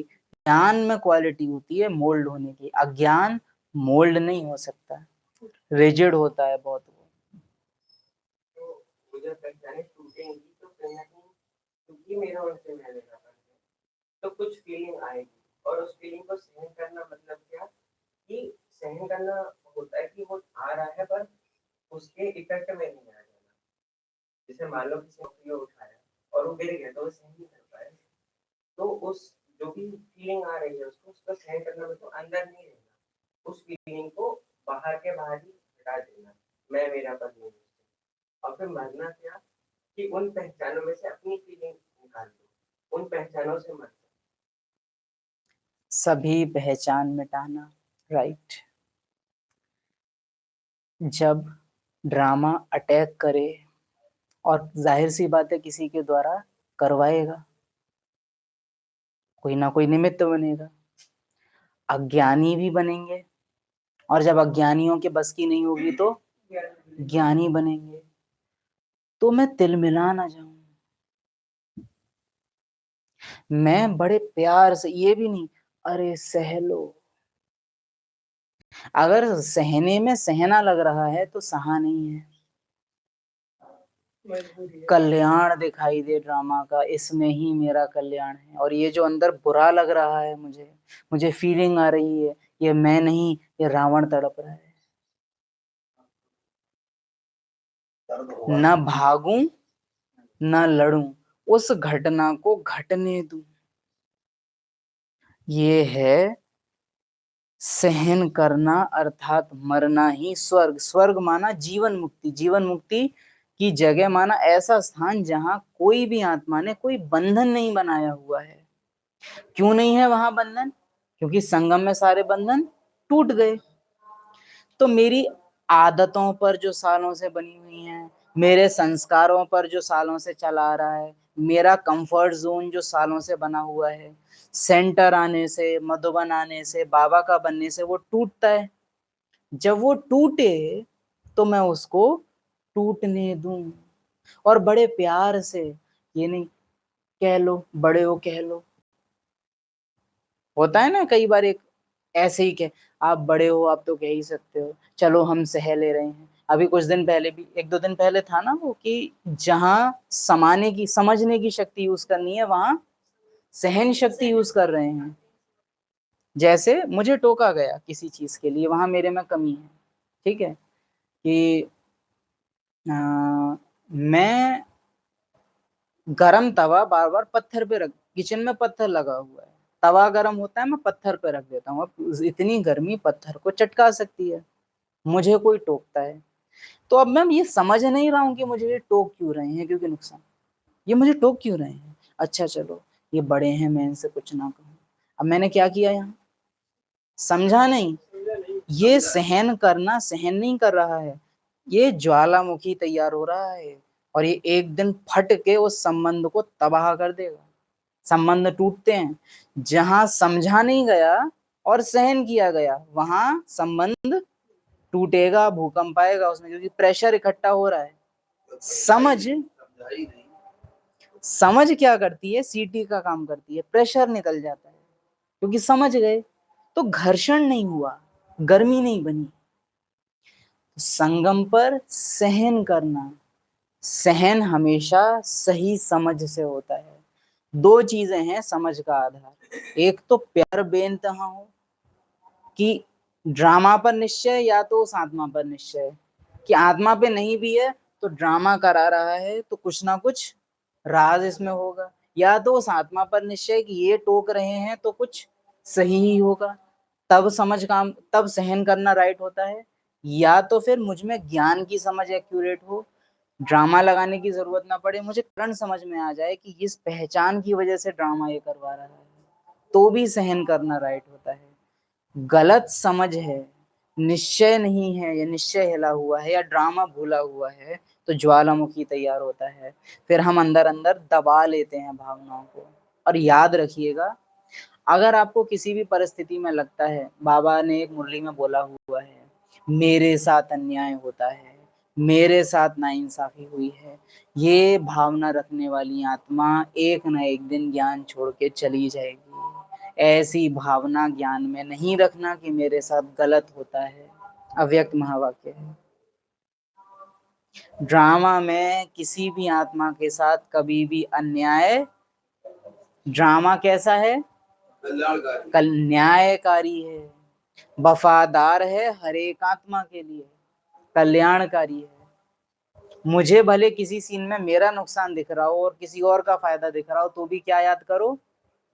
ड्रामा मेरे लिए वफादार है, ड्रामा मेरे साथ गद्दारी कर नहीं सकता, मेरे भले के लिए किया है।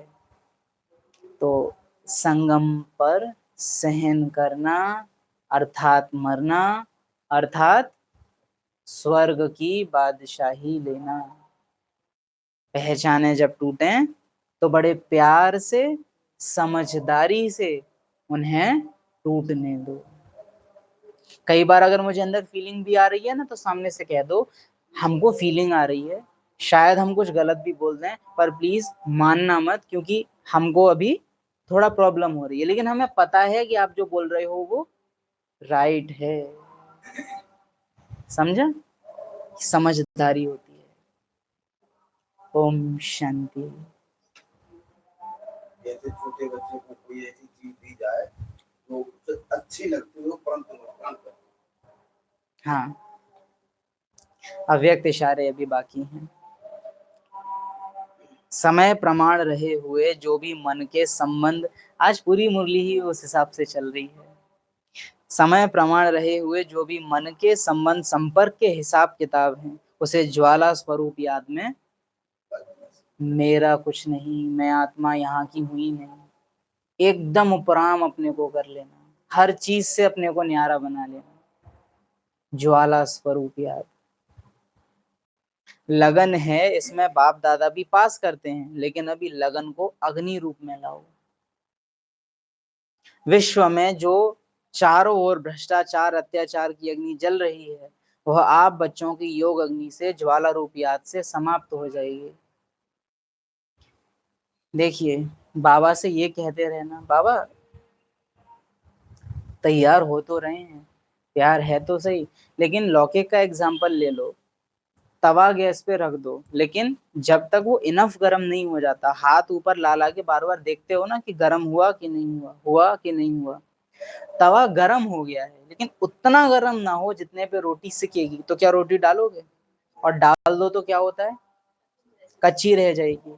वही हमारी अवस्था का होगा कि अगर याद एकदम ऐसी ज्वाला रूप नहीं है कि बाबा अब छोड़ूं कि अब छोड़ूं, तो अवस्था कैसी रह जाएगी? कच्ची। और वो कच्ची अवस्था रोज माया तोड़ देती है, क्योंकि याद वैराग्य वाली है ही नहीं। गर्मी, और वो गर्मी कैसे आती है? यथार्थ समझ याद से पहले इमर्ज करो। मैं इस दुनिया की नहीं, ये दुनिया मेरी नहीं, मैं ड्रामा में आई हूँ पर ये ड्रामा मेरा नहीं, मैं उस दुनिया की जहाँ ड्रामा पहुंच नहीं सकता, मैं आत्मा जब चाहूँ आऊं, जब। ये बातें वैराग्य की हैं, इनको याद से पहले इमर्ज करना कि मैं आत्मा हूँ कौन, क्या मेरी अथॉरिटी है, वो आग जलाता है। जैसे गैस ऑन करके तवा थोड़ी देर रखे रहने देते हो, तुरंत रोटी नहीं डालते, वैसे ही इन संकल्पों से पहले अपनी स्टेज को तैयार करो, इमर्ज करो पूरा सत्य जो संगम युग में बाबा ने हमको दिया है, फिर याद करो। Dead light. अच्छा हाँ, स्वरूप आज कौन सा है? पूज्य स्वरूप। क्या समझते हो पूज्य स्वरूप? आज समझते हैं पूज्य स्वरूप माना क्या। पूज्य स्वरूप अर्थात क्या? तो पूज्य के अंदर एक ज्यादातर समझा जाता है पूज्य मतलब वो जो भक्ति में देवी मैं देवी अष्टभुजाधारी मुझसे वरदान, ऐसे करके आजकल पोज कराते हैं ना सेंटर्स पे, ऐसे करके। ये पूज्य स्वरूप कतई नहीं है। अंदर से ये भक्ति को बढ़ाता है केवल, और ये बाप दादा को पसंद नहीं है, हम सच बता रहे हैं। बाबा के सामने देवताओं को लाना ऐसे ही है जैसे, क्या समझोगे? बाबा देवताओं को पहचानेंगे? बाबा का देवताओं से कोई कनेक्शन है? तो बाबा के सामने जैसे आप किसी भिखारी को ले आओ तो बाबा एक बार को उससे कनेक्शन फील कर लेगा क्योंकि पतित पावन है। लेकिन बाबा का देवताओं से कोई कनेक्शन नहीं है क्योंकि बाबा का उनके प्रति कोई कार्य नहीं है। उस दुनिया को बाबा कहता है मैं स्वर्ग को देखता ही नहीं हूँ। तो आप संगम युग में देवी बन रहे हो या देवता बन रहे हो, that is complete waste. Already ये जो व्हाइट ड्रेस है ये इतनी रॉयल है कि नारायण को भी ये बैज, ये व्हाइट ड्रेस अवेलेबल नहीं है। सतयुग में बुद्धि कहती है 1000 तरह के कलर होंगे, बहुत सुंदर ड्रेस होंगी, बट दिल कहता है व्हाइट कलर नहीं होगा क्योंकि वहां कोई काम नहीं है। रंग बिरंगी दुनिया है, सफेद नहीं है वहां, श्वेत नहीं है वहां, बहुत रंग है। तो वो तो बिल्कुल भी नहीं है, ठीक है।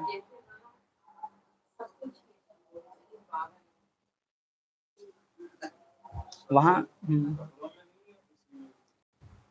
नहीं किसी, अब ये तो लॉजिकल बात है कि प्रकृति में तो व्हाइट कलर होगा, लेकिन कपड़े में व्हाइट कलर होवे ऐसा बुद्धि नहीं कहती। डेली लाइफ की चीजों में तो होगा। व्हाइट कलर देवताएं नहीं करेंगी उनमें, क्योंकि बाबा ने एक चीज कही हुई है कि वहां कुछ भी ऐसा नहीं होगा जो उनको याद दिलाए यहाँ की। श्वेत वहां नहीं होगा, कपड़ों में डेली लाइफ की चीजों में व्हाइट नहीं होगा। मणि हो सकती है सफेद, हाँ मम्मा पापा को क्लिक हो जाएगा। व्हाइट कलर अभी भी आप देखो, कोई ने भले बैज ना पहना हो, व्हाइट दिख जाए कहीं, हमको आकर्षण हो जाती है। अभी ही इतनी जोर से आकर्षण है, तो अगर सतयुग में व्हाइट दिख गया है ना, तो बाकी प्रकृति बादल व्हाइट है या ये सब चीजें व्हाइट हो सकती है ना, वो एक अलग बात है। पक्षी सफेद हो सकते हैं, है ना, लेकिन कलर्स या देवताएं धारण करें ऐसा कुछ व्हाइट नहीं होगा। हाँ, जो ब्राह्मणों को पसंद है वो देवताओं को वहां नहीं मिलेगा, क्योंकि हमको खींच नहीं होनी चाहिए, यहाँ की नहीं आएगी हमको वहां। तो इस ड्रेस में वो रॉयल्टी है, तो यहाँ पर वो सजी सजाई देवियां बनना कोई शोभा की बात नहीं है। हमको तो डिसरिगार्ड लगता है कि किसी के बर्थडे पे उसको देवियों जैसा सजा दिया तो मतलब बाप से दूर कर दिया। जन्मदिन वाले दिन, जिस दिन बाप ने ही जन्म दिया उसी दिन आपने वो ड्रेस पहन ली जिससे बाप दूर हो जाएगा, तो that is disregard for my बाबा। हीरे से ज्यादा सोने से प्यार करना है देवियों के रूप में सजना संगम युग में। बाकी अगर कोई यहाँ ये कहने वाला हो कि आदि रत्न भी सस्ते थे, तो याद रखो कि वो आदि रत्न थे। 14 साल के तपस्वी, बनी बनाई स्टेज जो बाबा ने खुद बनवाई और उन्होंने बनाई, उनकी हर चीज में तो कॉपी कर नहीं पाते हो, उस चीज में क्यों कर रहे हो? वो पहले तपे हैं, उनको अधिकार है देवियों के ड्रेस में सजने का। बाबा ने खुद उनको डायरेक्शन दिया है, हम लोग को नहीं है। हम लोग को तो फूल हार स्वीकार करने के लिए भी बाबा मना करता है। वो फंसेंगे नहीं, इसीलिए वो पहन सकते हैं। हम देवियों की ड्रेस पहनेंगे, हमें ईगो आ जाता है, इसीलिए हमको कफन ही ठीक है ना। बाहर कोई जानता नहीं है और लोगों को ये समझ करता है, तो देवी देवता जब बनाएंगे तो लोग आएंगे। आज ना देवी देवताओं को श्रद्धा है और ज्ञान को सब जानते हैं, लक्ष्मी नारायण नाम नहीं जानते, व्हाइट ड्रेस ओम शांति से नाम जानते हैं। तो हमारी शान इसी में है और पूरे कल्प में इससे ज्यादा सुंदर ड्रेस कोई और नहीं हो सकती। ठीक है, अब समझते हैं यथार्थ रूप से पूज्य स्वरूप माना क्या। एक्चुअल में ये लाइट उसी का रिटर्न होगा देंगे तो वो तो वाइब। जब किसी भी आत्मा के पास इतना टाइम नहीं बचा है कि वो ज्ञान को कर्म में ला सके, जब कर्म भूमि कर्म करने लायक नहीं बचेगी, उस समय में बाबा मेरे रोल में होगा, मैं बाबा के रोल में होंगी, और उन आत्माओं को मुझसे बाबा दिखाई देगा, बाबा का अनुभव होगा। उस समय उनकी फीलिंग बाबा के लिए भगवान की जागेगी, उनका भगवान आ गया, इस भावना को वो अनुभव करेंगे। ये है मेरा पूज्य स्वरूप, मुझसे बाबा दिखाई देवे। कोई देवी या देवता का दिखना ये याद रखिएगा, भक्ति में भी देवी देवताओं को देवी देवताओं के रूप में नहीं पूजा गया है, उनको आत्माओं ने गलती से भगवान समझ लिया, इसलिए वो पूजे गए हैं। ये बात अंडरस्टैंड है ना, वो भगवान समझते हैं उनको, इसलिए उनकी पूजा कर रहे हैं। और वास्तव में भगवान है कौन? शिव बाबा। तो दुर्गा, सरस्वती, कृष्ण, नारायण, गणेश ये भगवान हैं ही नहीं, ये पूज्य हैं ही नहीं। आत्माओं ने गलती से इनको भगवान समझ लिया, क्योंकि ये भगवान के सबसे करीब थे, इनकी एनर्जी भगवान जैसी थी, इनसे भगवान जैसी फीलिंग आती थी, तो लोगों ने इन्हीं को भगवान मान लिया। और मैं अपने को मान लूं कि मैं भगवान हूं, तो दैट इज रॉन्ग। मेरे थ्रू बाबा की फीलिंग आना, मुझसे बाबा दिखाई देना, यही है मेरा पूज्य स्वरूप। चलता फिरता centre, light house, might house, यही है मेरा पूज्य स्वरूप, जिसको बाबा ने कहा है दर्पण।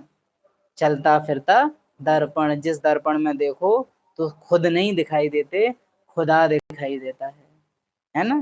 तो ये है वास्तव में पूज्य स्वरूप। ठीक है, अब नेक्स्ट इसको समझेंगे, पूज्य स्वरूप का कनेक्शन किस तत्व से होगा। और फिर ये भी समझना है कि किस विकार से होगा, है ना, ये कल समझेंगे। आज इतना समझते हैं, है ना। ओम शांति।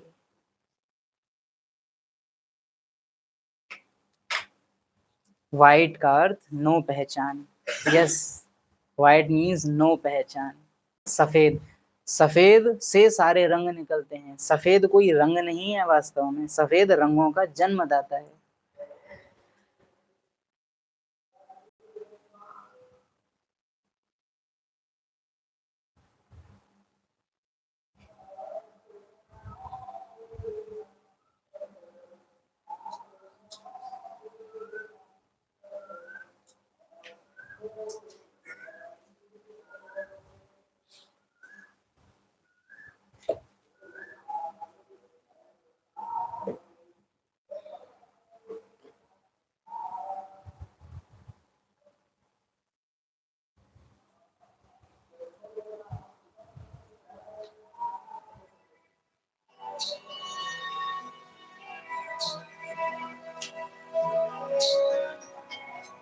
हमें जाना है उस देश, सजनी सावनी देश, जहाँ शिव बाबा है। हमें जाना है उस देश, सजनी सावनी देश, जहाँ शिव बाबा है। करना है जहाँ परवेश, बड़ा प्यारा है वो देश, जहाँ शिव बाबा है, वहाँ मेरे बाबा है। बाबा के लाडले हम, पुरुषार्थ करें क्यों हम, हमें अब जाना है, हमें अब जाना है।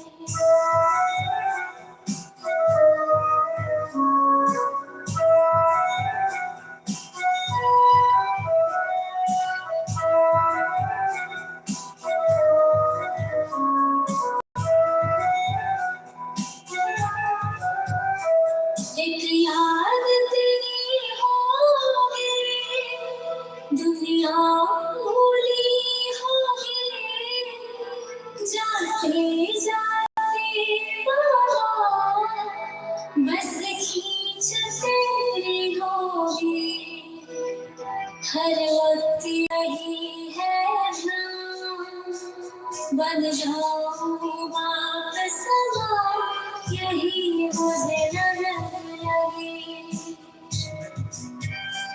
करना है जहाँ पर भी बड़ा प्यारा है वो देश, जहाँ शिवा है वहाँ मेरे बाबा है। बाबा की लाडले हूँ, पुरुषार्थ करें क्यों हम, हमें अब जाना है, हमें अब जाना है।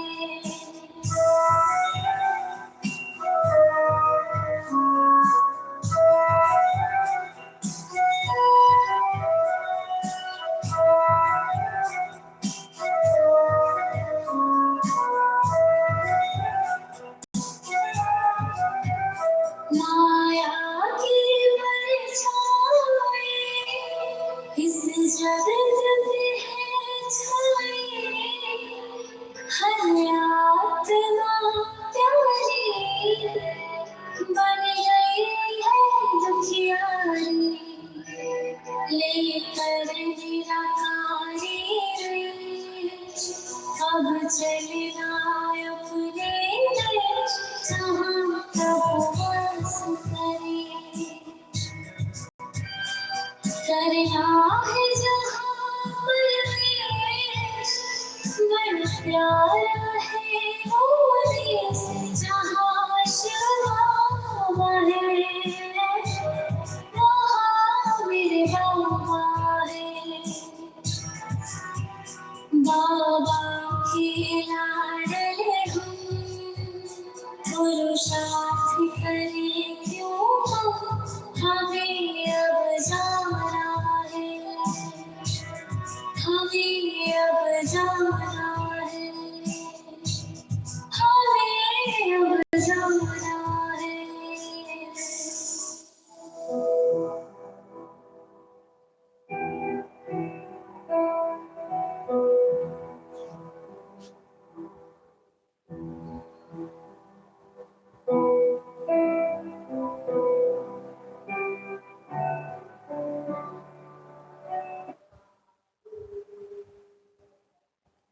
ओम शांति।